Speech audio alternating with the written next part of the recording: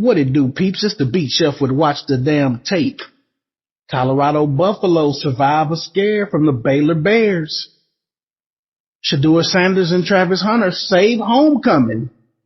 Let's talk about it. This was an interesting game just from the standpoint Baylor played a great game early and had some coaching blunders pretty much second half and definitely at the end of the game. It went into overtime. Colorado wins 38-31. Shedeur, 25 of 41, 341 yards, 2 touchdowns, 1 rushing touchdown. Got sacked 8 times. Took a lot of hits. Held on the ball a little bit longer than I'd like him to do. Had to run for his life a lot this game. Travis Hunter, 7 for 130. It was a so-so performance. They had balance early, and if you look at the stats, it looks like the team was balanced with the passes to the run, but it really wasn't. They still have an inability to run the football effectively, and they're going to have to clear that up. Like I've told you before, they're going to have to get the run game involved a little more to help Shedeur. He puts a lot on his own shoulders, and it's really unnecessary. They have enough talent to run the ball. O-line struggled heavily against Baylor this game.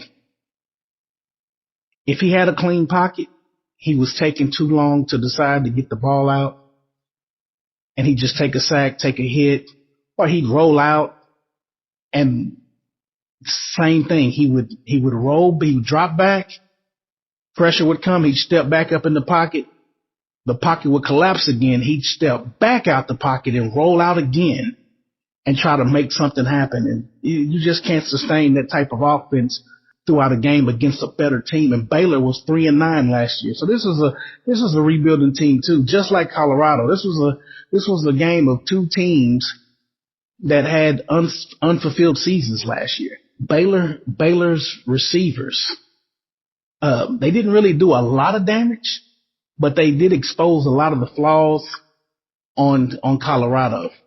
The defense got exposed quite handedly this game. Preston Hodge and McKinney both gave up touchdown passes. Baylor pounded them. 41 carries for 166 yards, 4 yards a clip. They gave up a long 40-plus yard touchdown to the quarterback. Without that, Baylor really only averaged around 2.6 yards a rush. So the rush defense improved slightly if you take out the big run by the quarterback, but Colorado could not take one thing away from Baylor. Baylor had everything going the whole entire game. They never made Baylor one-dimensional. Colorado's defense, as of today, is giving up 150 yards rushing the game, 208 yards passing, and they only got 1 sack against Baylor. So on the season, they only got 5 sacks on the season. 5 sacks. Baylor's coaching staff basically had the handcuffs on this kid. They weren't going to let him throw the rock all the way around. They were conservative this game, and they gave Colorado fits. Huge punt return, kickoff return for a touchdown.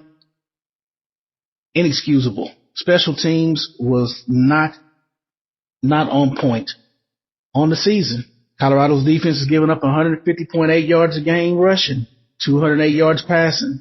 They only have 5 sacks. Keep that in mind, 5 sacks on the season. The Hail Mary at the end of the game. Colorado is lucky to get this win. If Baylor's coach had a brain and knew how to coach, that pass would have never been completed. It was simply inexcusable. Colorado got lucky. That's the reason why this week in practice, Coach Prime, to his credit, told his team, look, y'all got lucky at Baylor. Let's get back to work, because they need work. Make no mistake. They got the win, yes. It was ugly. And it wasn't ugly like a gritty battle. Baylor gave them the win. Plain and simple. Go watch the tape. I watched the tape. That's what the tape said. Argue in the comments. They're playing the University of Central Florida this week, and they're a 14-point underdog. They're an underdog for a reason, people. And we're going to review that tape after that game.